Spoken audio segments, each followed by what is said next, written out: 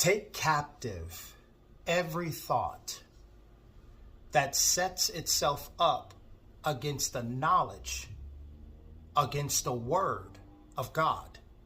Take it captive and cast it down. What is God telling us here? He's telling us not to entertain things that are contrary to the thoughts that we should be thinking as being ones that are seated in heaven with Christ. That's why he tells us to let our minds be on things above where Christ is seated at the right hand of God.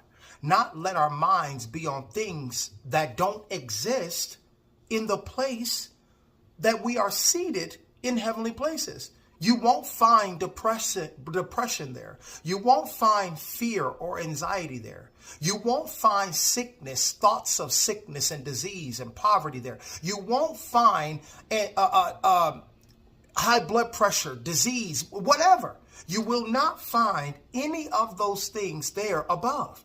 So God is saying, don't entertain thoughts that are contrary to the knowledge or the word that I have spoken to you. God says that by my stripes, you were healed. Well, if I'm a believer, I'm not going to entertain any thought that comes to me being healed that is contrary to being healed. I'm not going to entertain it. The devil will shoot a thought of fear. You're going to get sick. You're going to get a disease. You are sick.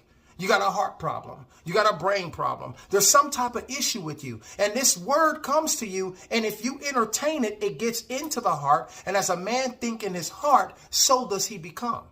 So what God is saying, the moment that it comes, if it's contrary to me, slap that thing down. Break that thing. Cast that thing away from you. Don't even entertain it. That even comes to thoughts of doubt. Thoughts of unbelief. Oh man, what if this...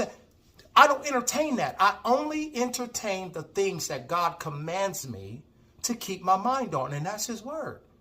He says that a man shall not live by bread alone, but by every word that comes out of his mouth. What God said is my mindset. What God is saying is what I'm dwelling on. It's what I'm entertaining. It's what I'm accepting. It's what I'm receiving. If it's contrary to what God said, I'm going to slap that down. I'm going to push that thing back. I'm going to cast that thing away from me.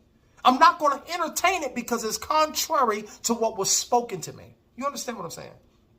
So I want to encourage you. Do not entertain any thought, any emotion, any whatever that is contrary